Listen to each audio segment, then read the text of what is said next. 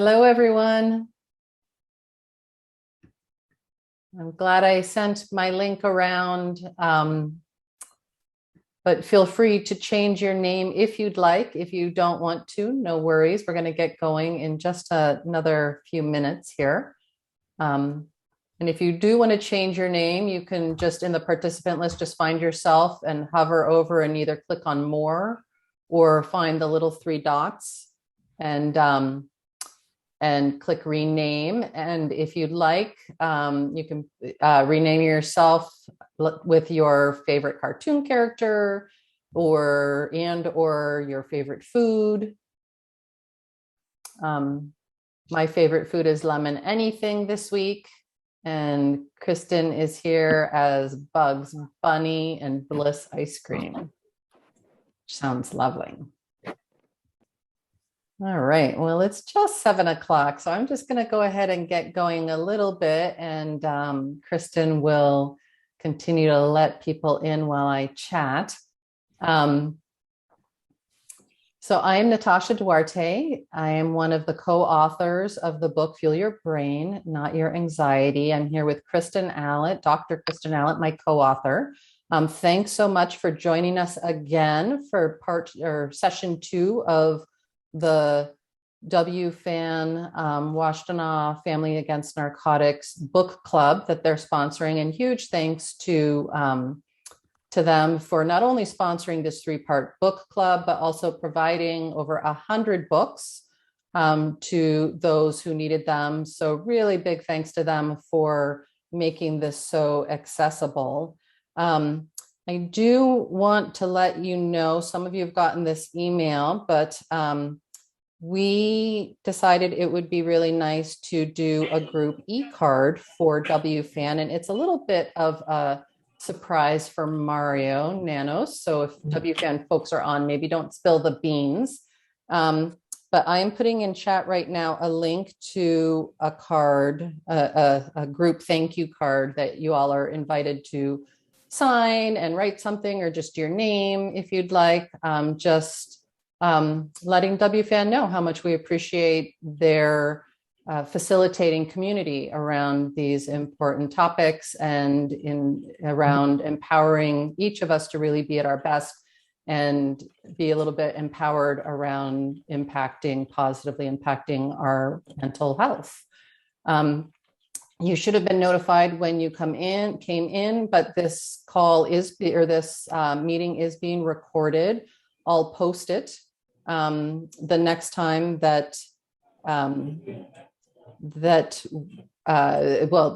next week, likely it'll be posted on the webpage that I circulated previously. And so because of that, we ask that you all come in and stay muted if possible for most of it, but we will be managing a lot of the Q&A and discussion in chat, but you're also welcome to either put in chat, I'd like to just speak, if you don't feel like typing, or in the reactions section of your Zoom control, you can raise your hand and I'll call on you. And so we'll do a little bit of both in terms of chatting, but if you'd like to talk and share your stories, then feel free.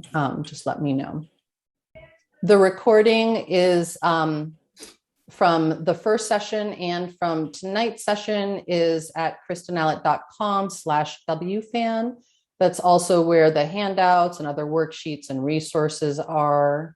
And I just wanted to start today's session by, for those of you who were able to join us for the first session 2 weeks ago, we ended by asking, like, what is your 15% solution? From what we talked about, what do you think you're maybe going to try over these last couple of weeks as you get into the book a little bit more, and see, to see how you feel. And so this is sort of a word cloud of the more common, or of all of the reactions, but the 2 most common comments that people made 2 weeks ago were to pay more attention to their bodies and to add lizard brain treats. Other ones were... It's been going for a few minutes. Kristen, I don't know if you can... I'll try and figure that out. Yeah, folks. Okay, great. And if you have joined us, try to mute yourself just so we can get a clean recording for everybody. Thank you. So the 20-minute rule was have a little bit of treat when you feel you need one and wait 20 minutes knowing that you can have more, but just giving the time for your body to send you signals that everything is going to be okay, and maybe not diving right into that whole pint of Ben & Jerry's ice cream like Kristen was talking about last time. And so we're just curious now in terms of, maybe in chat, or if you want to just raise your hand or say in chat you'd like to speak. We're really curious about how your 2 weeks have been, and if you tried a lizard brain treat, or if you paid more attention to what your body was telling you. What did it tell you? Were you able to figure out adding more fiber or veggies, or the 20-minute rule? So maybe we can just take a few minutes in chat to let us know what these last couple of weeks were like for you. Yeah, go ahead and unmute. I just asked you to unmute. I'm sorry, I can't see your name. No one wants to go? I thought someone was waving me down, but I couldn't see your name to call on you. So if you do want to jump off mute, feel free to unmute yourself. And if a whole bunch of you do it at once, we'll just figure that out. Or maybe we can come back to this in a little while if people are feeling shy at the beginning. One of the things I'll just share that I thought was really interesting was how many of you from the first sessions keyed into just paying more attention to your bodies and what was going on with you. Yes, there is, here, I clicked on ask to unmute for the Natasha Duarte who has their hand up. Hi, but the past 2 weeks, I thought going into those 2 weeks, it was more protein I needed, but it was actually, what I actually really need to learn is not the protein, but the healthy carbs. How to, that, it's so indoctrinated that carbs, no carbs, this and all the diets. And it's so I've overcompensated with, yeah. It can happen, right? I have seen people who are depressed or anxious because they're either not getting enough protein, which is the most common, not getting enough carbs, also common, sometimes no fats, and then no fiber, right? We can miss whole food groups quite easily because of the diet industry. Thanks so much for sharing that. Yeah. Does anyone else want to share something, either in text or otherwise? We got a text that said I needed more water throughout the day and fiber, which is another great observation. One of the continual comments I get from the book is you didn't write anything about water. And I was just we ran out of chapters. Our publisher had us on a tight page budget, but that is a good point. And there are a lot of connections between how you feel and if you're really dehydrated, that can certainly impact your state of mind. Yeah. All right. Anything else you're seeing in the chat, Kristen? Thanks for grabbing that. Not currently, but thanks for the comments. Yeah. And we'll have time to come back to this, or if instead of, maybe these last 2 weeks just raised a whole bunch more questions for you. So I'm just going to let you guys know a little bit what we're going to do today. I'm going to introduce just a shared resource that I'm hoping might be a fun activity to do together. But Kristen is going to just do a really short review of some of the physiology, just the basic concepts, not in as much detail as we did in the first session 2 weeks ago. And then we're really going to be going through the different protein-based experiments or food-based, whole meal-based experiments that are in that section 2. So chapters 4, 5, and 6 of the workbook. And so that the lizard brain treats is actually from chapter 3. So we talked about that a little bit last time. Be it your best meals, or just when you expand the concept of lizard brain treat into something more substantive. So it's a whole meal's worth. We'll go over the 3 days of protein.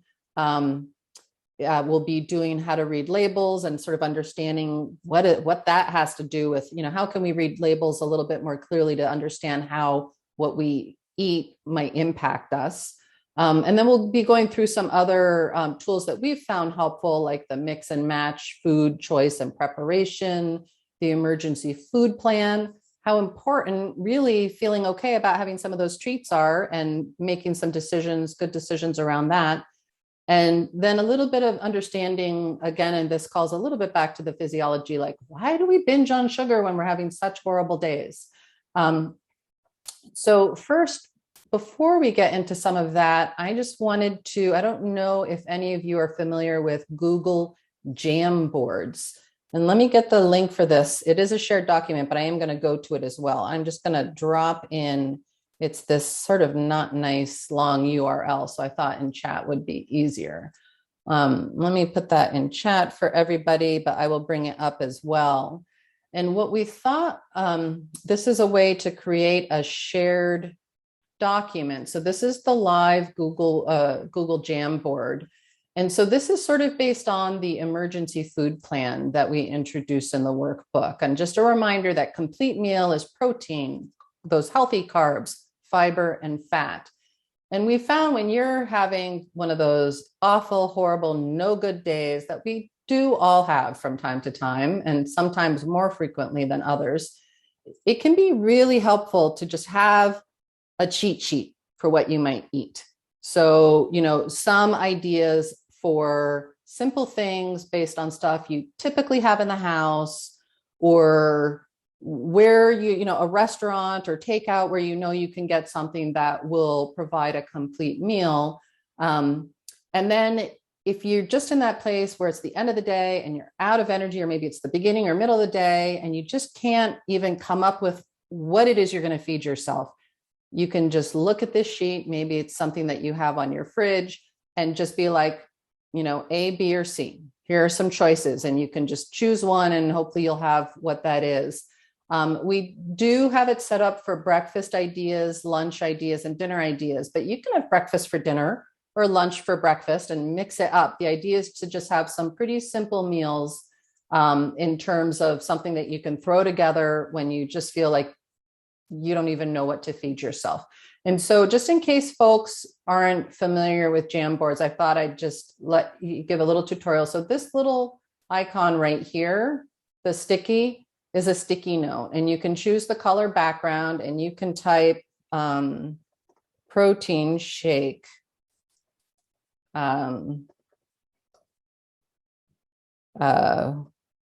With what's a good thing with avocado, maybe avocado, Chia seeds. What? Chia seeds. Chia seeds and Chocolate. And then you say save. And then you have, the weird thing is you have to click just outside of this sticky note. And then you can put it somewhere if you want. But don't worry about this, might get messy. I'm going to clean all of this up, but then I'm going to post it on that KristenAllett.com WFAN page. So we can also share our own ideas with other people's. And that's one thing that I find is really great about having some community around this is sometimes I have my 3 or 4 things and I can do it in a pinch, but I've been doing this for long enough that I am bored of it. And I may not be able to come up with new ideas. And so by having sort of a shared collective board like this, we can get ideas from each other and some inspiration maybe. So if you have some ideas and you'd like to share them here, you can also put them in chat and I can mine them out of chat and add them after this session. And then as well, after this at any time, you can post, there'll be a live link to this on that web page that you can keep adding to if you'd like. And I see Natasha Duarte has their hand up. Did someone want to unmute and ask a question or add something? I don't have access to the Jamboard. Oh, did the link not work that's in the chat? No. Let me try again. Yeah, it's not giving access. Okay, I will fix that. Well, I'm going to stop sharing. And when Kristen, because Kristen's going to share some information next, And I will fix access and repost that and let you know once it's available. Thank you so much for bringing that up. Thought I had that setting right. Always on the learning. Mm-hmm. Welcome, everybody. And I just want to thank WFAN and all the people who helped get this going and that you've all come back. It's very exciting. It's been fun to do this. I'm just going to jump in with this presentation is for educational and informational purposes. And so really, this is to educate you to ask yourself different questions, help get providers to help you ask different questions, and develop new resources and tools. So as a quick review, part of what we talk about is like, how do we increase the body's power supply so that our brain functions better, and that we have more energy to engage in relationships, and we can be more creative and compassionate and in the present moment, which takes a lot of power. So what I have found clinically is small frequent meals with protein, carbs, fat, and fiber is really helpful. And so we're going to talk more about that today. Sleep at least 7 to 9 hours at consistent times. Short naps are really good. We're going to talk more about that in the third session. Movement, which creates brain-derived neurotropic factor. If you want to have a good read on all the phenomenal things that BDNF does, brain-derived neurotropic factor, you can look that up on Wikipedia or almost anything, and that people will just go on and on about how much it helps you. And I might even do a little on nasal breathing, which we did not put in the book, but I have found to be really helpful on this topic of anxiety. It just came a little too late for the book. So, and that will be in the third session. So we're going to really drill down deep into food today. So again, our basic frame is increase the power supply so that our brain works better and we're in our smart brain and we have more power for our relationships. Quick review of hopefully last time, and as you read the book, like you'll recognize that how we experience the world really has a lot to do with what part of our brain is mostly paying attention. And when our prefrontal cortex, which does the abstract thinking and executive functioning and associative thinking and problem solving, and can sit on that lizard limbic brain of ours so that it's not talking too loud, like we feel pretty good when we're in this space and it's balanced. And the comparison of that is our limbic lizard brain, which is the part of our brain that makes sure that we're not going to die. And that's like its highest order is like not die. It's not trying to prevent suffering at all or being miserable. And it is going to interpret everything from an anxiety, irritation point of view, or I don't want to deal with this anymore, which I call disappear, which for me is a pint of ice cream. Other people, it's substances or alcohol use or Ben & Jerry's ice cream or Facebook, except for Facebook is not available today, apparently. And so like the la, and then the other problem with the lizard brain is that that's where all the things that we did either over and over again or were learned through high stress survival moments are located. And so when we're in our lizard brain, we're really functioning from past habits. And so for as much as possible, I like working from the prefrontal cortex, which is more future oriented rather than past oriented. So what determines what part of the brain we're in is where is our sensory input going. So what we see, smell, taste, feel, and introspect. And when there's no adrenaline in the system, it all goes into the smart part of our brain, which is the hippocampus and prefrontal cortex. The hippocampus is sort of a toggle switch that focuses our attention, emotions, planning, and behavior. And if it's tied to the prefrontal cortex, then we're in our smart brain and we're doing things from a smart brain perspective. And if it's toggled towards the lizard brain, we're doing old behaviors and we're irritated or anxious and feeling pretty uncomfortable. So, and it's really the adrenaline that shifts that. So the other thing that we talked about, and I'm not going to go into a whole bunch of detail in terms of how we get there, but when we eat just carbohydrates, particularly refined carbohydrates, such as cereal or breads or pasta, and with nothing else on it, our blood glucose goes up pretty quickly and it'll come back down pretty quickly. And when we have protein and carbs and add fiber and some fat, then our power supply lasts longer. And we don't run into that adrenaline moment as quickly. And that adrenaline moment is on this declining part of our glucose. And that varies from person to person on where it is. But once you get into it, you may not immediately notice that you're toggling into that more survival-oriented brain.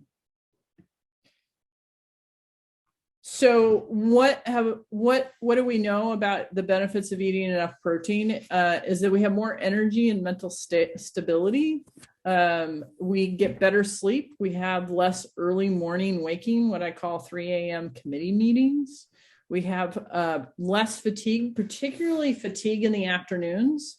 What I find is when people are like, ooh, 3 to 5 o'clock, I'm really tired and I can't think. I'm like, so when'd you have breakfast after you woke up? And generally, well, I get up at 6, but I don't really eat anything until 11. And I'm like, yeah, that's too long. You're burning your resources. And so really getting up early and getting up whenever you get up, but within an hour of waking,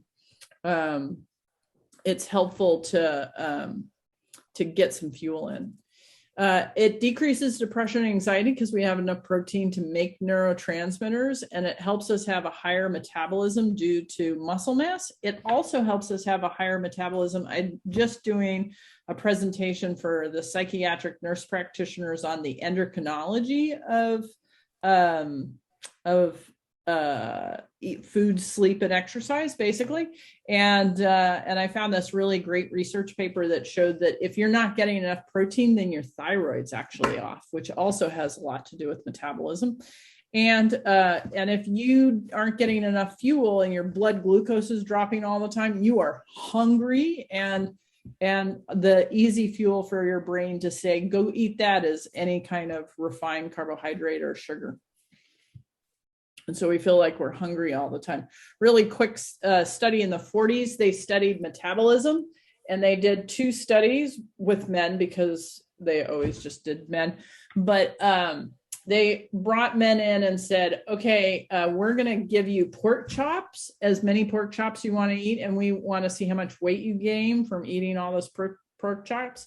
And they were just fed protein, which is not ever a good idea. Because we need carbohydrates actually to use it, but mostly they weren't very interested, and they were really full all the time. Where the people who were just fed carbohydrates, they ate 6,000 calories a day and were hungry at the end of the day because they just kept washing it through, and their blood glucose kept dropping, and they were hungry again and hungry again and hungry again. And some people tend to do that on their own, not knowing better. So one of the conversations that comes up when I start talking about protein is how much protein should I be eating? Now, if we were in a room together, which I'm kind of sad that we're not, because this is more fun for everybody if we're in a room together, but at some point in time, somewhere in your head, you would look at me and say, she's tall. Because I'm almost 6 foot, and I'm pretty athletic, and so I'm about 190 pounds because I'm putting on muscle mass. I'm actually trying to put on more muscle mass. And so I know that I'm going to put on weight doing that, because that's the kind of body that I am, because I'm recovering from a motor vehicle accident and I need to rebuild all the muscle mass in my upper body. My goal is to be able to deadlift 150 pounds, like the 98-year-old Guinness World Record holder who started at 91. I'm like, okay, I can do that by the time I'm 60. Anyway, so I need to be getting about 80 grams of protein during the day, divided over the course of the day, just to support my base muscle mass. If you're fairly petite and are 120 pounds, like this is a 48, 50 grams of protein is what you need. If you're anywhere between 120 pounds and 200 pounds or 300 pounds, what I find is people mostly need to get about 65 to 70 grams of protein to stabilize their blood glucose for mental health, right? Now, if your weight is above 300 pounds, or 200 pounds, you don't necessarily scale up. It's actually pretty hard to get 120 grams of protein in the day. And I think you should be working with a provider if you're doing it that level. But what we want to do is we want to get between 65 and 75 grams of protein divided throughout the day, because really, unless we're super athletic, and I'm like talking Michael Phelps kind of athletic, not, oh, I went for a walk athletic, or even I jog a mile kind of athletic, but really, training for an event. You can only absorb about 20 grams of protein per meal, which is about 3 ounces of meat. And we can break it down in terms of vegetarian. We'll show a handout here in a minute, probably. And there, it's in the book so that you can calculate it. But you want 20 grams for breakfast, 20 grams for lunch, 20 grams for dinner, and then snacks in between to really stabilize that blood glucose if you're struggling with depression and anxiety, is kind of what we find helpful. Any questions on that before we go on? Because I think this is a really important slide to just pause and be like, that was a lot of technical information, and I want to see if there's any questions. And I'm going to let Natasha. Yeah. So go ahead and type them in or raise your hand if you'd like, or unmute yourself and ask a question. But it is, I think, one of the common things that people are like, wait, what? Is what Kristen just said about how much you can absorb at a time. And so 21 grams of protein is like 3 ounces of meat or fish. About the size of a deck of cards. About the size of a deck of cards. So like if you can't go and get, a 12-ounce steak and be like, that's 60 grams of protein, I'm set. It really needs to be split up, because all of those extra calories are not going to be able to be utilized by your body right away. And they tend to just end up in your fat cells for storage for later, maybe. So it really is this concept of getting that graph that Kristen showed to sort of be a little bit more level throughout the day as you go, instead of trying to pile it all into one meal. I'm not seeing any questions yet, so let's keep going. But if you do think of something, just put them in there and I'm keeping an eye on it. And so we can just pop back at any time. Yeah. So this is, I need to move my Zoom so that's not in front of everybody. There we go. So this is just like an experiment that I often do with people, just to see if they have more energy and mental clarity by stabilizing their blood glucose. And working off of a sort of average day, like I know there are night owls, and so you have to adjust accordingly. So if you get up at 7, so having breakfast at 8, and you could have 2 eggs, a piece of toast, and an apple. Now, if you've given up gluten for some reason, don't have a piece of toast unless it's gluten-free. Like, you don't have to add anything you don't want in your diet. Or if you're like, I don't like eggs, don't eat eggs. Do a piece of sausage or a piece of meat or some quinoa. There's lots of different protein sources out there. This is just a template to work off of. And so you have your breakfast, and so you're getting 14 to 21 grams of protein. And then 3 hours later, all you're doing is eating a little bit. And this is like a handful of nuts. Some people like having like a little dried fruit in there, but just a little protein source to say to your body, here, use this for fuel. Don't use me. Don't use my muscle mass for fuel. And so a handful of nuts. I have a jar of peanut butter that I just stick a spoon in and pull it out, and like I'm good to go. Or on stressful days, particularly, or cottage cheese is another protein source that I find useful. For lunch, if you're an omnivore and eat meat, you're looking for a deck of cards of meat. If you're a vegetarian or vegan, you're going to have to figure out, there's handouts on the pages that we gave you for vegetarians and vegans, but everybody has different protein sources that they like. And so it's been very hard for me to sort of like give a template, but what you're looking for is about 20 grams of protein. And so that might be a half cup of quinoa and a half cup of beans and with some salad dressing. It's a grain. What is quinoa? So quinoa is, if you haven't had it, it's this ancient grain that you boil up just like rice, and it has a little more substance to it than rice, and it has a lot more fiber to it and a lot more protein to it. Particularly compared to oats. So a half cup of quinoa has 11 grams of protein, and a half cup of oats has 3 grams. So like not all grains are created equal. So for the vegetarian population, quinoa is a pretty ubiquitous source of protein for the vegan population. But really good question. And then we want to make sure we get a vegetable in there, can identify a fat. Remember, our veggies are sort of our multivitamins and our fiber sources, which helps our gut bacteria work really well for us. Then we're going to try the snack again. Dinner is going to be a lot like lunch. And then if we have any sleep problems, like not sleeping through the night or having nightmares or waking up at 3 a.m., we might try a little protein right before we go to bed. I usually do a spoonful of peanut butter because I like peanut butter, but you could do a slice of turkey. I like Greek yogurt or some soy milk. And so what I have people do is like write down what's your energy level on a scale 1 to 10. What's your anxiety level on a scale 1 to 10 in general, throughout the day?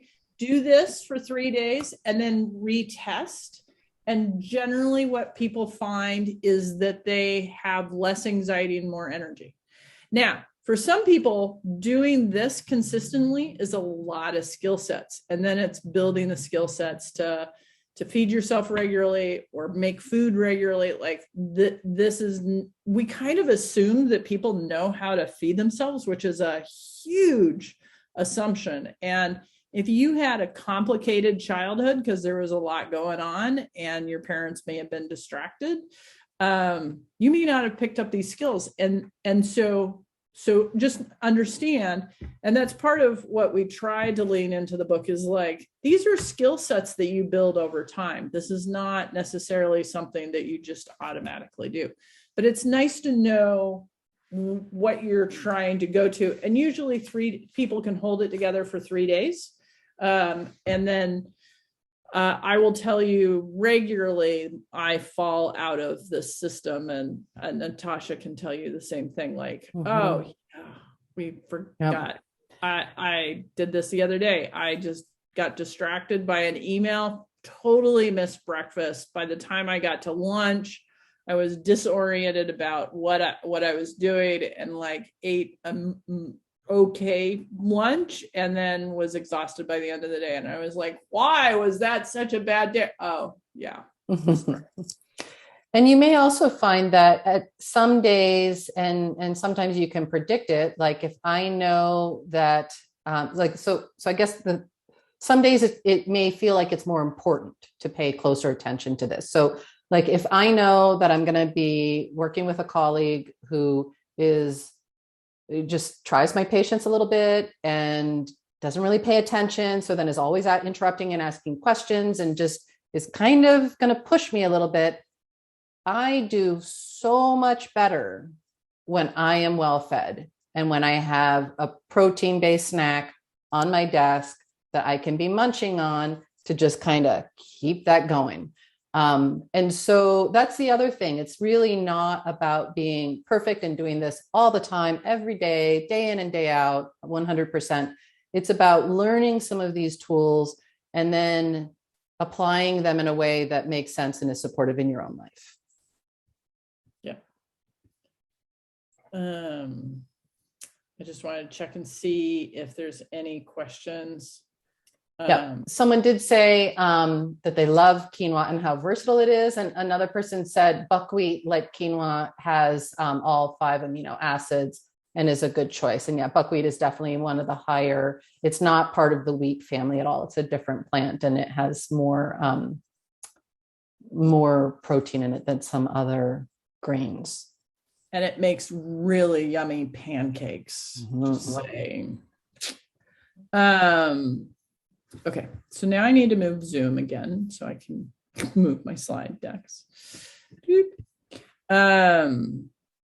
Okay, so now, we should take like a 5-minute break so that you can go get labels. And if you could just grab a label, because hopefully you're at home, and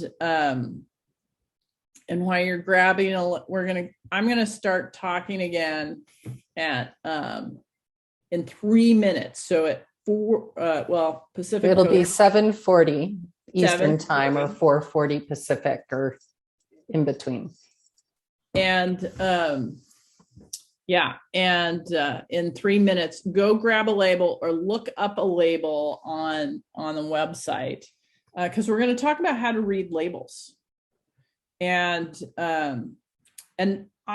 many people have told me that this was really helpful. It's in the book, but I also think it's really helpful to have somebody walk you through it. Yeah. All right. And in the meantime, if you already have a label, because we did give a little sneak peek and mention that we would be doing this at the last time, feel free to put stuff in the chat or add something to the Jamboard now that you all have access to that. I've had confirmed that people can get into it, or just take a bio break or whatever you need for just a minute or two.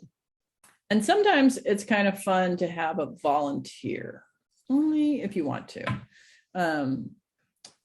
walk through this. I'll walk through it the first time, and then if somebody wants to volunteer, that is also fun.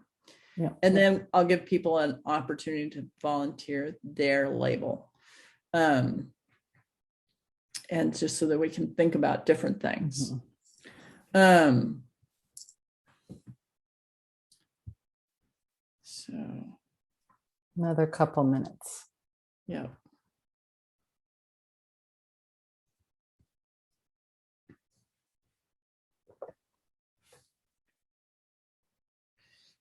Maybe Natasha, you could, while we're waiting, you could put the thank you card into the link, because a whole bunch of people have joined. So this is sort of semi-secret. We have put together, Natasha found this great online thank you card, and we just wanted to thank WFAN and Mario for all their support for this book club. And if you got a book, it's nice would be an opportunity to say thank you to them. And if you just like the series, it would be also nice to just either sign your name or put a little comment on why this has been meaningful to you. They've been really supportive, and we just wanted to do a little something in return. And we will be giving them the card in the third meeting. Mm-hmm. So you can sign it at different times. Yeah. Okay. And in the reminders, I'll be sending out a link as well. So we will be giving it to WFAN in 2 weeks' time. Okay. So labels. So when I was in medical school for my naturopathic degree, we spent a lot of time on labels, and the emphasis was we needed to teach people how to read labels so that they didn't have diabetes and cardiovascular disease in 10, 20 years. And at the time, I was really stressed out and really anxious because I was a dyslexic taking 30 credits a quarter and probably qualified for depression. And really struggling. And my attitude about labels was, I don't really care about cardiovascular disease and diabetes because I'm just trying to survive today. Why are we talking about this? And I really felt like that was a reasonable question. Is like, I should be able to read a label and know how it's going to make me feel like in the next couple of hours. Like that was more relevant to me than 30 years from now, where really I just made my food choices to get through the day kind of thing. And so one of the things on food labels that was really emphasized to us in medical school, particularly around diabetes, was that people needed to be able to find the sugar line. And what I observed is some foods had pretty high sugar numbers, but when I ate it, it wasn't very sweet. And other foods didn't have very high sugar numbers, but was super sweet, and it didn't make any sense to me. And so I was like, well, how do you calculate these sugars? Because the other thing that didn't make any sense is total carbohydrates plus fiber. And so fiber is technically a carbohydrate, except for it never really leaves your gut because it doesn't become a fuel. But anyway, so that's why it's under carbohydrates. And so 2 plus 11 is not 29, whereas the other 10 or so carbohydrate. I had all these questions, like the math didn't line up. And so I was like, well, how does this line get calculated? Like, where does this come from? What kind of sugar? And so I kept pressing on different professors, and finally they were like, this is a bureaucratic calculation. And I was like, oh, well, then that's not based on science, where carbohydrate is based on science, because that's how much, like it's like how much water you can boil. I won't go into all the details, but it is based on science. But this was a bureaucratic calculation influenced by the sugar industry, which makes the tobacco industry look like babies in terms of like their sophistication, right? I was like, well, I'm just not even bothering looking at this. And once I was freed from that, I was like, well, what does stabilize my glucose, right? Because that was going to influence how well I was thinking. I knew that much.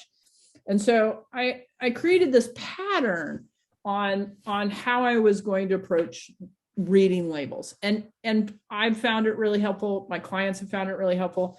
The various people that I've trained to do it nationally have found it helpful. And so I'm going to walk you through that process. So when I pick up a label, the first thing that I look at is how much protein is in it. And I got to be honest, like if there's not at least 6 grams of protein, I just put it back down because it's not even worth my while, right? Because like I got to get my 80 grams of protein in, and like it's just not even going to be worth my while. And so I would put it down. But let's say this was the only thing that I could eat. I'm on a desert island. Somebody's like, yep, Nature Valley Crunch Bars is all we got. And I'm like, okay, I got to know when I'm going to get really anxious because I'm on this desert island. Anyway, so 3 grams of protein. Okay, so that's information. And then I go up here, the total carbohydrates, and we're going to do this a couple of times. And for some of you, this is going to be math. And so we're going to just go through this slowly. So we're going to take the total carbohydrates. and we're going to subtract anything that says fiber from it. So 29 minus 2 is 27. And the reason why we're taking the fiber out is the fiber is going to stay in our gut and our gut bacteria is going to use it. Now, truthfully, some of those calories are going to get back into our system, but it's a lot slower. And so we're not going to worry about it right now. So this has 27 carbohydrates for 2 bars of this whole grains, natural looking thing, right? 27. But it's really the ratio of protein to carbohydrates. And so we're going to take that 27, that calculated carbs, and we're going to divide it by 3, which is our protein. So 27 divided by 3 is 9. So we've got in terms of rough math, we've got 9 carbs for every 1 protein. Okay, good to know, right? Like right now, that's all we need to know is 9 to 1. We're going to compare that to a couple of other things and see which one works, you think's a better idea. Now, sometimes this is going to be a good idea. This isn't about judging anything. It's predicting how long we're going to feel okay. So this is a Cliff Bar. The Cliff Bar, we're first going to look and we're going to be like, yep, 9 grams of protein. So it's better than 6 or 7 grams of protein. Awesome. 9 grams of protein. Okay, so let's look at the carbohydrates. So it's got 44 grams of carbohydrates. So it's a little more carbohydrates than the granola bar for sure. We're going to subtract the dietary fiber, which is 4 grams. This insoluble fiber is actually part of this dietary fiber. So we've got 40, right? And then we're going to take that 40 and we're going to divide it by 9. Now, that sounds like a complicated math problem for me. So I'm just going to round this up just a little so I can do the easy math.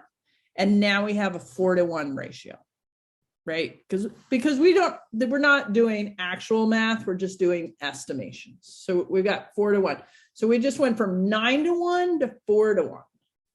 So a Cliff Bar, we're going to do better on. We're going to have more energy, more stable glucose for a longer period of time compared to the granola bar. Does that make sense to people? Any questions? You can raise your hand and say, walk me through it one more time. I really want to make sure people get this. And we will be practicing it with your own labels. So we'll be more opportunity to practice as well. Okay, so we're going to do one more. So this just happens to be my favorite protein bar. It's more expensive. It's about twice as expensive as a Cliff Bar. But check this out. So how much protein in there? 20 grams. Oh, that's how much I'm trying to get in a meal, right? Okay. And how much carbohydrates? 20 grams. Okay. We're going to then take the fiber out of it. So now we're at 16. 16 divided by 20. Now that's really complicated math. And so I'm going to go less than 1-to-1 ratio, right? Make it really simple, less than 1-to-1 ratio. And check out these ingredients. Can we all read these ingredients? We got almond, honey, and whey protein isolate. That's all that's in it, which is kind of nice. Like the simpler it is, the simpler it is, right? The more real whole food it is. What I like about Rise bars is on the off day where I'm like, I am not getting a meal because all hell broke loose. I can eat a Rise bar and be, good enough, right? It doesn't have a ton of fiber in it, but like I got my fat, I've got my protein, I got my carbs, I'm going to be okay. And it's much better than me skipping a meal. The other thing that I like about it is I can chip it and just break off parts of it and use it as my snack throughout the day. And I'm getting a good ratio. Now, sometimes people are like, it doesn't really taste that great. No, this is not a candy bar. Like it kind of depends on what your palate is, but not a strong candy bar. Anybody have any? I was just going to say, add the other, well, if you guys have questions or want to put anything in chat, go ahead. And while you're thinking about that, I'll just add that I have some friends who are vegetarian who really have not caught on to the whole protein thing. And although they make lovely, delicious food, I am always protein starved feeling when I leave their house, or sometimes when I go to their house, I am like preemptively snacking on a Rise bar to get some amount of protein in. And that's another way that I use it when I know like I'm going to get some really good veggies, but like that's not enough for me to make it through the evening and drive back home soundly. So we do have a question. We had a comment that in terms of the sugar line on labels that some spice mixes have sugar added into them and they're not required to say what exactly in a spice mix. And so that's just something to note. And then we do have a question about what is whey protein isolate?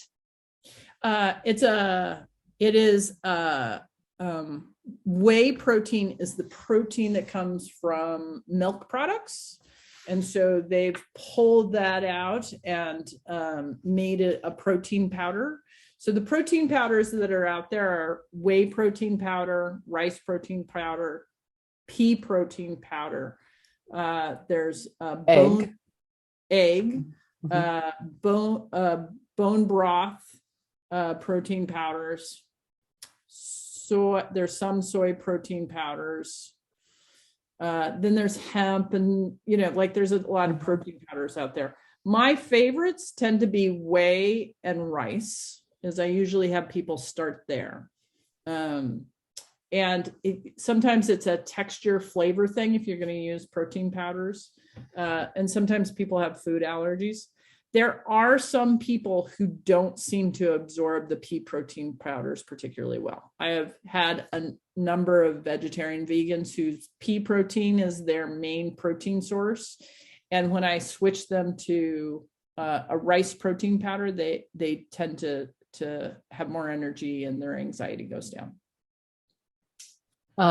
So that answers the question sort of about what you think of protein powders. We do have a question about where non-sugar sweeteners come in, like stevia or monk fruit. Yeah. So you have to, so I'm all about testing this in your body, but mostly I like people to, and there's different stages, but I like NutraSweet or stevia or monk fruit. Like your body thinks that you're getting something sweet. And there's a whole bunch of people who release a lot of insulin. When you smell sweet and you taste sweet, your body is like, oh, we're getting something sweet. And then it's not there. And so we actually there are people who drop their blood glucose really quickly and then get anxious because of that. And so one of the experiments that I will do with people when they are using a lot of non-sugar substance sweeteners is I'm like, let's just use honey and sugar and see if you do better. And often they do. And then they're so, like they have to play around with that. But one thing, sorry, go ahead. Yeah. And so it's definitely something to test. I just saw there's somebody who does continuous glucose monitoring who's a type 1 diabetic, and he cut out Diet Coke, like specifically Diet Cokes, because he thought it was a free-for-all. And he was like, oh, my headaches got better and I had a lot better glucose control. And these are not without consequence. And we kind of think of some of those things as like freebies, and they're not always freebies. Yeah. So we have someone commented, their opinion is to avoid anything with added vitamins. Generally, the quality is low. The form of the vitamin might be less than optimal, and it's best to get supplements that you choose in the quantity you want. Yes. And in general, I agree with that. And I work with a wide range of people, from people who are experiencing homelessness. And I'm like, let's do a Slim Jim, and that's your protein source, right? Which is, or a Cliff Bar is what they can get a hold of at a grocery outlet. And then there are other people who can have other choices and get Whole Foods and avoid things that have a lot of ingredients in it. Mm-hmm. And I think it's a stage thing on where you're at, what your skill levels are at. And what I really encourage people is not to get wrapped up about having the perfect diet. It's about having a diet that works for you and where you're at. And I always remind everybody that like your diet like is inherently going to change almost every decade, if not more. Like what you needed to eat when you're 20 will not be what you need to eat when you're 30, which will rarely be what you need to eat when you're 50, and certainly not when you're 70. And so, kind of like checking in and saying, is this working for me? When I was in my 20s, I really thrived being a vegetarian. But when I was in medical school and working on a black belt, like it wasn't working. I needed to get 4,000 calories in to just like cover my basic nutrient needs, which is a lot of calories. And I needed to add meat, and my anxiety immediately went away. The other thing I'll say, just back to the stevia for a minute, is that I actually personally have done an experiment and found that I seem to do better with a whole plant stevia, which is basically just the plant ground, as opposed to those like little white refined packets, which is only part of the stevia plant. And so and of course, being in Vermont, I use a lot of maple syrup and honey for my sweeteners when I can. But there are some things that I do actually really like to have stevia in, and the whole plant stevia seems to be a much better fit than that for me, for my body, than the more refined sort of extracted, the sweet part or whatever they do to make those little white packets that look kind of like sugar. So just something to think about if you can, if you want to try some of those alternate sweeteners. Yeah. So I wanted to just do a couple more labels since people haven't brought them up, because I love bad-mouthing cereals. Not that you should never eat cereals, but let's just for a moment observe what's going on here, right? So honeycomb, I picked honeycomb because at least their serving size is reasonable, which is 1.5 cups. So what we didn't talk about with the protein bars is it's worth looking to see what the serving size is, because most cereals, the serving size is 3/4 cup, which I don't know about you, but that is not a serving size for me. That is a snack. That's like put my hand in the box, put the stuff in my mouth and call it good. And if I'm going to have a bowl of cereal, it's going to be a couple cups, right? So then we have to multiply the protein to what we're going to do. So even if we doubled this so that it was 3 cups of cereal, just saying, now we're at a whopping 4 grams of protein. And if we're going to double the total carbohydrates, right? So that puts us at 56, if I'm doing the right. Now, we don't have to do that high level math. We can, because the ratio stays the same. So let's just do the ratio as it is. So we got 28 grams of carbohydrate, basically no fiber. And I'm just going to ignore the fiber because the math's easier. So we got 28 and we're going to divide that by 14. So that's 14-to-1 ratio, right?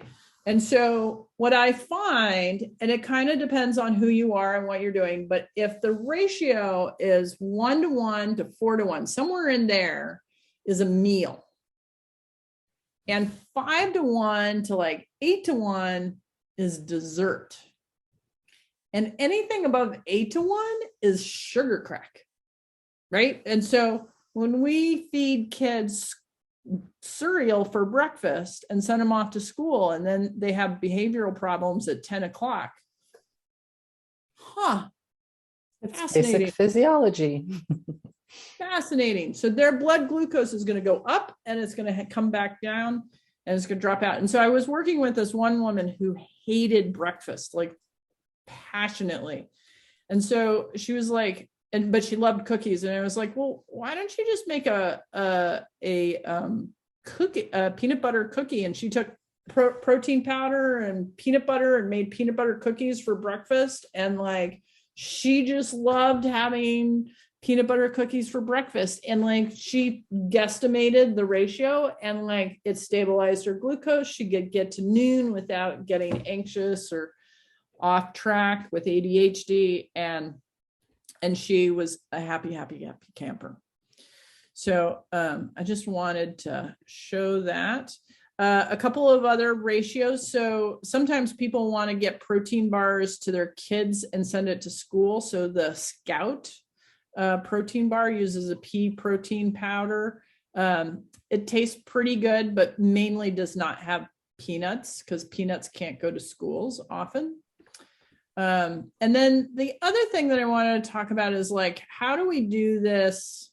How do we think about meals? And so I set this up for a talk that I was doing for some people who are coming out of homelessness. And so we take in medical school, my comfort food was macaroni and cheese. And so if we just take a box of macaroni and cheese, we've got 27 grams of protein. And then, so we end up with, once you do all the math, a 5-to-1 ratio. Because a few years ago, I think the FDA or somebody was like, hey, we need to put more protein into macaroni and cheese. And so the ratio became almost reasonable, right? Like we're getting close, right? But if you throw a can of tuna into that, and either some peas or artichokes. Now, I happen to have artichokes when I did this. I didn't have a pack of peas, so I just did the artichokes, but kind of works out about the same because we're adding a whole bunch of fiber with that. We've now brought the protein to carb ratio down to 2-to-1, and it, here we go, 2-to-1. And we've got a couple of meals out of that, or we can feed a whole bunch of kids that. And so, thinking about real meals that way in terms of like, how do we add things in to sort of stabilize our blood glucose? Does that make sense to people? And do we have any questions? Or does anyone have a label that they'd like to unmute and read us some numbers and share with us? Only if you feel comfortable and would like to, or you can put it in chat as well if you want to just say. So, okay, so someone's saying it makes great sense. Great. Yep. Awesome. Yep. The other thing, with sandwiches, we, in terms of taking your bread and looking at what the ratio is, and then adding peanut butter or tuna fish to it, or some kind of salad like that is helpful. Mm-hmm. And remember, you're just sort of getting in that range. You don't have to know exactly how much it is. And then you can do this with real food. I mean, you can just Google I got this information just Googling apple and peanut butter, right? Because everything's now on search engines. So 2 tablespoons of peanut butter is about 7 grams protein. An apple is about 29 carbohydrates plus the fiber. So we're back down to 25. So we've got a 3-to-1, 4-to-1 ratio by just having apple and peanut butter. This is the WH Foods is a website that I really love because George has done this really great job of like, let's say you crave sweet potatoes, and he will tell you all the research on sweet potatoes and why it's good for you. That is my slide deck. Nice. So it's a little after the hours, so we still have 25 minutes left. Oh, someone added into chat, odd thought. If we can only deal with 20 grams of protein in a meal, the can of tuna was 40. So we can't overcompensate on the carb side as the protein over 20 won't help us. Right. So that's why you get 2 meals out of it, right? Like, particularly if you, so there's 28 grams in a can of tuna, there's about 28 grams of protein, which is a little hot. Like, you don't really need all of that, right? Mhm. And so it's nice to share. And when you add it to the mac and cheese, like, you're getting enough protein that you can now break that into 2 meals. Mhm. Right. And so, and some people are just in the habit of, I see this particularly with men, but not always. Like, my husband likes to eat like 2 or 3 decks of meat. And I'm just like, because sometimes it's better to keep your mouth shut. Mhm. And so Costco tuna apparently has 40 grams per can, but again, you need to be looking also at that serving size. And we didn't talk a whole lot about that, but Kristen did mention it. So, you have these little cans, and then you also can have some of these like bigger jumbo cans. And so I guess that's one good reminder to just be mindful of, cans come in different sizes, bags come in different sizes. And so having some eye for the serving size, or just for what you're going for. And it doesn't really matter. If your can is 40 grams and your goal is 20 grams of protein, then you can have about half a can as a meal's worth of protein. Yep. So whichever way you want to think of it is fine. Yep. So a couple other things that I wanted to review, if you have the book, there's this mix and match handout in the book. Mm-hmm. And this has been really helpful for people in terms of that, like, oh, I'm bored kind of thing. And it lists just different sources of protein, and then different veggies that you can put that with, and fats that you can, because we kind of get into routines. And then we get bored. And when at least for me and the people that I work with, when I get bored with what I'm doing, the solution is always ice cream.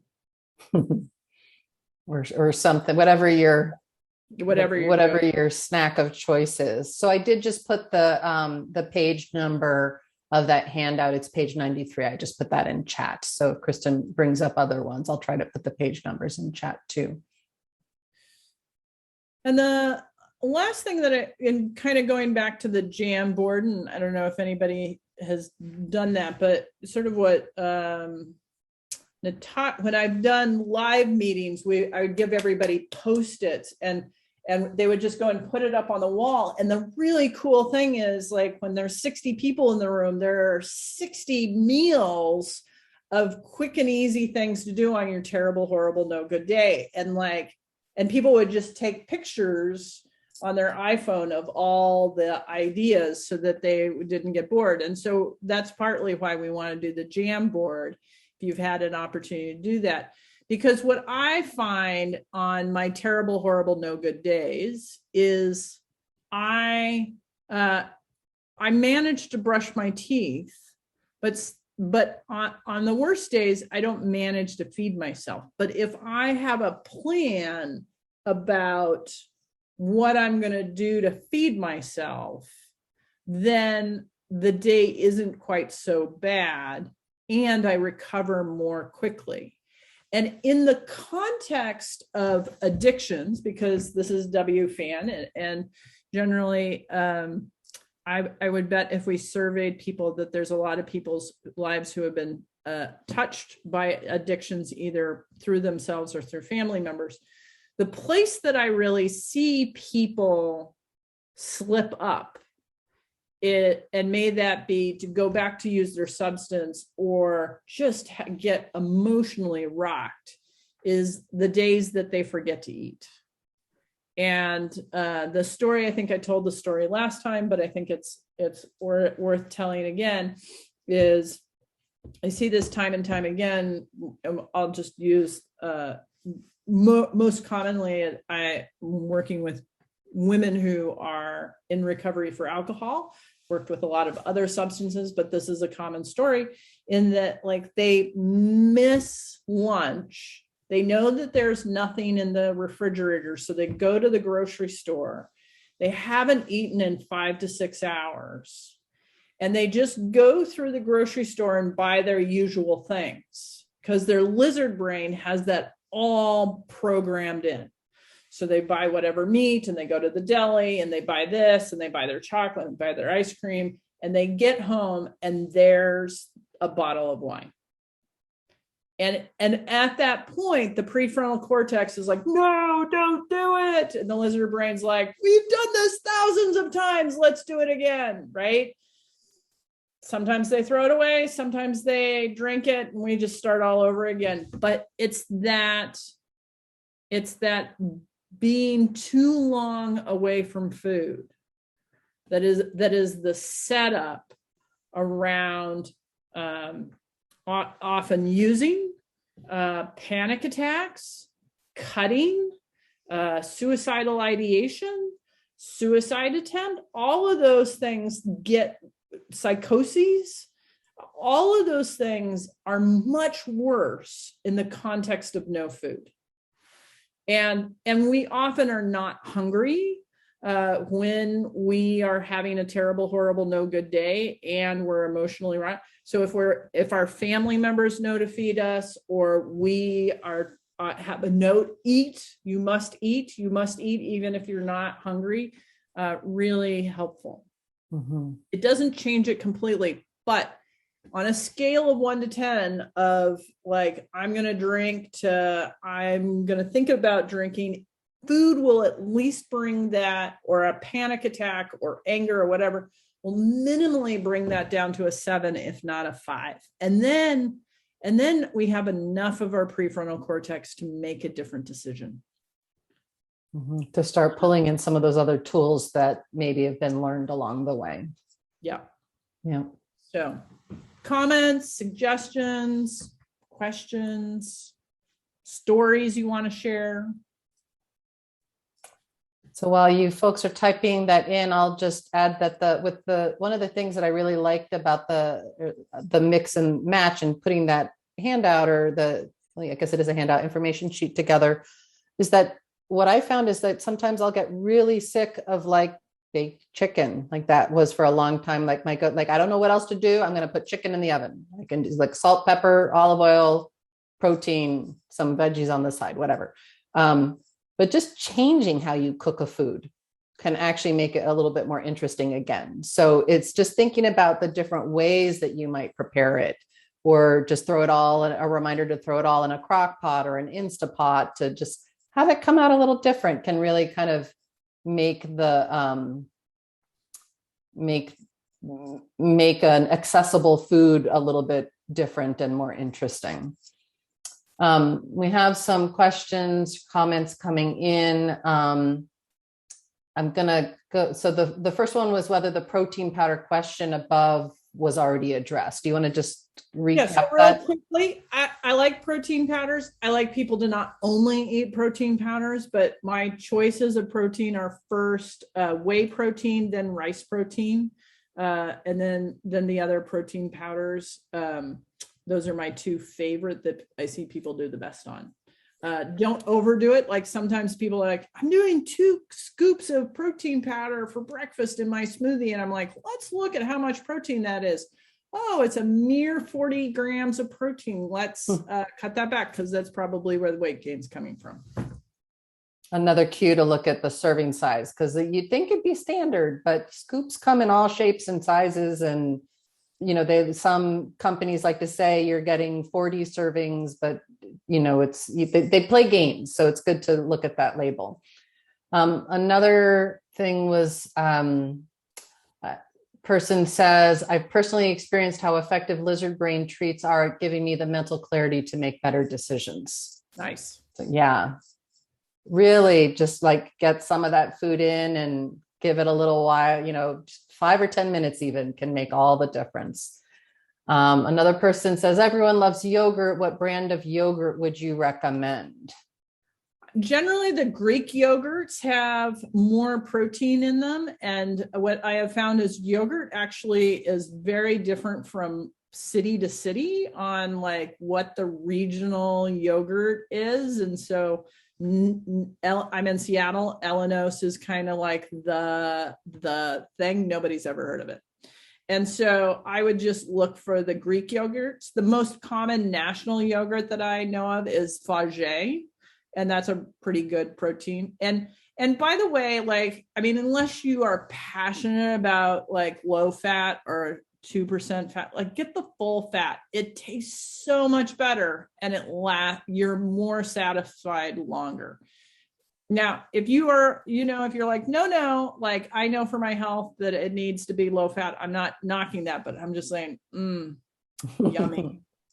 Another thing, Icelandic yogurt is a new thing, at least in Vermont, and it has comparable protein to Greek yogurt. I'm not sure exactly what the difference is or where this all comes from in terms of branding, but it's much thicker. It's a different consistency, and I find it really nice actually as a replacement for baking or for, putting on, like it's thick enough that you could put some on a muffin and it's like this amazing treat. And it's really just a high protein plain yogurt. So something to think about.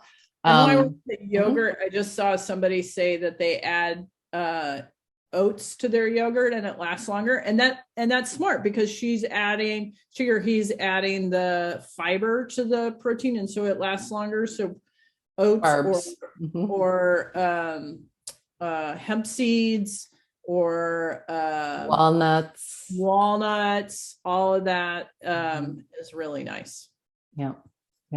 And yogurt's great in smoothies too. Sometimes if I don't feel like a protein powder, I'll do a Greek yogurt smoothie, and it's still you still again need to do that little something like the little table on the back of an envelope, like Kristen showed, to sort of be like, I'm adding this and that and the other, where am I at? But that's nice too. So one person says, when I first started, I never believed that something as simple as protein and carbs could so drastically change my mental state. Sometimes it's these simple things that elude us, right? It's like, if it was this simple, everyone would be doing it, but really it can be good. Another person says, I can relate to the grocery store story. Ended up with alcohol because I was hungry after work and my lizard brain got the best of me.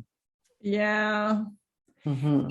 And I just want to say that's like, I don't hear this so much, but like, I've worked with enough people who are like, no, I'm really clear. I'm ready to give up alcohol. And when our lizard brain tricks us into doing things, like there's no shame around that. We just need to problem solve better around the lizard brain and be like, we are not going into a grocery store again without eating, right? And I'm sorry that happened. And like that's why I think it's just important to stay out of the lizard brain. There's just some old habits, and I know my brain has its old habits. Huge benefit to I pretty much always have some kind of lizard brain treat version of a snack in my purse. And so if I am really hungry, if I'm having just a horrible day, like whatever it is, and I know there's no food in the house, I try it even while I'm driving to get something in. So when I'm in the grocery store, I'm making some better decisions, because it is super interesting what you can come home with. And really, it's like autopilot when you're in that space. You're not consciously saying like, oh, yes, I'm going to buy this or that. It's somehow you end up with it at home, and then you got to figure out what your next step is. Another person says they've been experimenting with new spices to prepare foods differently. Like, I'm not going to say this right. It's attar, cocoa powder with steak seasoning, spice combos on chicken. Yeah. Another really great place to experiment, and we have a blog post about this. I'll find and I'll put on the webpage, is I've gotten so much mileage from mixing up my own salad dressings and trying new combinations and new things. And it's a pretty low risk, it's kind of like spices. Like if I mix something up and I'm like, ooh, that wasn't quite what I thought it would taste like in my head, it's not a huge investment to toss out a small thing that I've mixed up myself and start again, or use it once and be like, okay, cross that off the list. That wasn't a great experiment, but spices, salad dressings can really make a difference and add that good fat. So I want to share one of our favorite. We were doing this last spring and we're starting to do it in the fall, but this is like part of what I think maybe we can also do at the third is bring our favorite recipe, but I just want to share one is that we poach some chicken breasts. So you just take a little bit of water and put some chicken breasts in there and just like cook them until they're cooked through. And then we take some broth. It could be, you can also do a vegetarian form of this, but I'm going to do the chicken form. So it's some chicken broth and you warm it up. And while that's all happening, you dice up some onion, some tomatoes, maybe a little jalapeno, some finely diced carrots. What else did we put in there? A little garlic, cilantro. And you take a bowl and you take the freshly cut onions and cilantro and a little jalapeno and tomatoes and whatever yummy vegetables. We put purple cabbage in there. And then you put the chicken in there and you pour the chicken broth over there. And it's this super yummy. And then put lime juice on the top. Super easy to make. Super yummy soup. And like it comes together really fast and it's super fresh. It was like my new favorite recipe. And like that's one of the things that we need to do more in community is share our new favorite recipe that's easy to make. Mm-hmm. And I'm a fan of putting almost anything for dinner chopped up the next morning in a fry pan, crack some eggs over it, scramble it all together. And it's a good, easy breakfast. And one of those mornings where I wake up and I'm like, I can't fit. What am I going to feed myself? So we have some tips. Great combinations of infused olive oils and different kinds of vinegars to be playing with. I've been playing with a Muscat orange champagne vinegar for some of my dressings, which adds some nice flavor. For oil and vinegar dressing, someone adds to be sure to add just a little bit of mustard, which acts as an emulsifier and keeps the oil and vinegar from separating. It doesn't even necessarily, if you use just a little, it doesn't impart such a big mustard flavor, but is a nice way to keep it together. A request, Kristen, for you to write out your recipe, your soup recipe. I'll make sure I'll follow up with her, make sure she does that, and we'll post that on the WFAN webpage. And then someone else posted, in dealing frequently with migraines, I use Excedrin migraine. I've told doctors multiple times that I notice in taking this medication, it causes a high increase in my appetite. And I get the response of not really hearing me other than to say that is interesting. Oh, that's what the doctors say. However, I know for me that this is true. The caffeine in Excedrin does kick up the energy temporarily, but then they're tired with the appetite increased. They eat to get the energy back up. Yeah. And so not that I'm addressing this in any medical fashion. I'm just going to talk in general about migraines and how they relate to blood glucose. And what I find with migraines is locking down going to bed and getting up and locking down the time that you eat and making sure you have stable frequency really helps migraines. And the other problem with Excedrin migraine, and partly because it's a caffeinated product, is that there's rebound headaches that happen with that. And so first I stabilize sleep and eating and really lock down those times.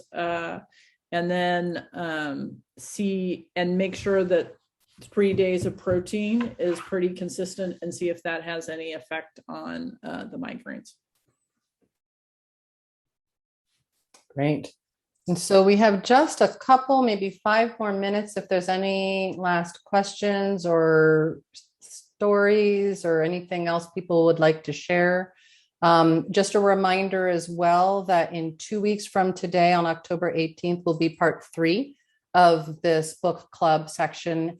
And this is where we'll be getting into that the last 3 chapters of the workbook. And so that touches on movement and sleep, and a little bit in labs and how to talk to your healthcare, your personal healthcare provider, about how to rule out some of the physiological causes of anxiety and fatigue and mental health stuff.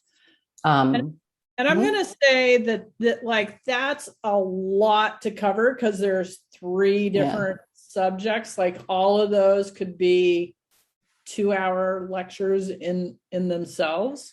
And so I'm gonna, if you have the time to skim those chapters and do some experiments and bring your questions, that will be really helpful. Because so that's my request. Yeah. Because I'm not going to hit everything in those. We can also point to more resources on all of those topics that can be available offline because there's, like Kristen said, there's no way that we're going to get to everything. Kristen, I'd love to finish how we normally do, with asking folks if there's one takeaway or one thing you think you're going to try a little bit or play around with, experiment with in the next couple weeks. I had a lot of fun looking at all the answers and making that little word cloud. And I think it's a great practice to, there's not going to, like Kristen said last time when we did this, there's no test. No one's going to be called on to say, did you do this or didn't you?